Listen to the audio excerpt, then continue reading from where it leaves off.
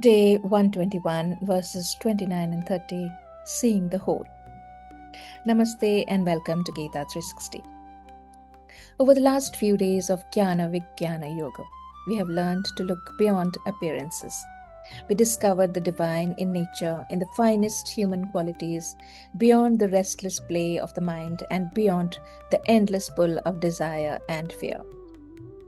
Today, the chapter comes to a gentle close with one final picture of a life that has learned where to rest.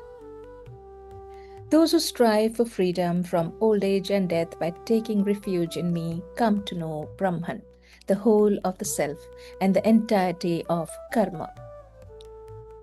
There are two realities that accompany every human life: Jara, old age, and Marana, or death. No achievement, possession, or relationship can keep them away forever. They remind us that everything we hold in our hands is passing. Yet these verses also awaken some of life's deepest questions. Is there anything that does not grow old? Is there anything that does not pass away?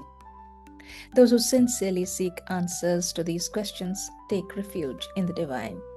Instead of placing their identity in the body, which is bound to age and decay, they anchor themselves in the unchanging source of life.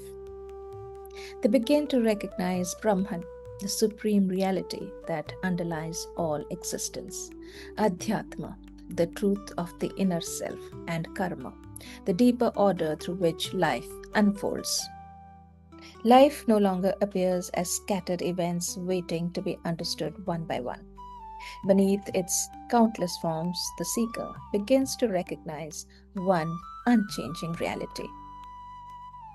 Those who know me together with the material world, or Adhibhuta, the divine principle Adhidaiva, and the indwelling Lord of sacrifice Adhiyagya, remain united with me in consciousness and know me even at the time of death. The Gita now widens our vision further.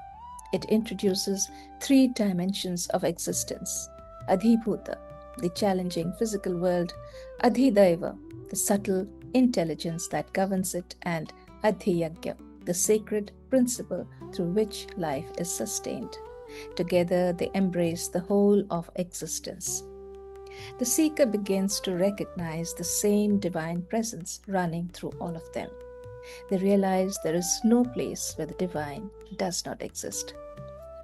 Then comes one remarkable statement: Prayana Kale Api, even at the final moment of life. The moment of death is perhaps the greatest test of human attention. When everything familiar begins to slip away, the mind reaches for whatever it has trusted most deeply. It is a moment that reveals the direction in which we have lived our entire lives. That is why this verse is so profound. The person who has spent a lifetime learning to see the divine in every part of life does not have to search for him at the end. They never relied on temporary things for their peace. Even in that final transition, their awareness returns to the one that has always been their refuge. We spend a vast amount of our lives trying to keep things from changing. We dye our hair to hide the grey. We accumulate assets to protect ourselves from future uncertainty. And we avoid thinking about death as if silence could delay or prevent it. We act like a person trying to build a fortress of sand on the edge of a rising tide. The effort is exhausting, and deep down, we already know how the story ends. The Gita asks us to be realistic. It asks us to stop looking for permanence where permanence can never be found. If we build our peace upon things that are subject to old age, decay, and loss, then every grey hair, every unexpected setback, and every goodbye will feel like a crack in the very foundation of our lives. These final verses invite us to build that foundation somewhere deeper, something more permanent, like the one who remains unchanged through every change. When that becomes the resting place of our heart, our relationship with life itself begins to change. We still celebrate and we still grieve. We still work We still love and we still let go.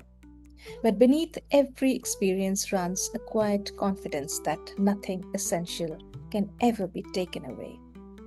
And when the final moment of life eventually arrives, we do not have to search for something to hold on to. Our hearts already know where home is. Thought of the day. Every day, our hearts are learning what to trust.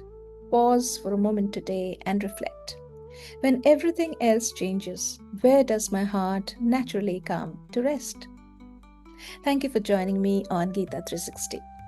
May we gradually learn to place our trust in the one that remains unchanged through every season of life, so that whatever changes around us, our hearts always know where to come home.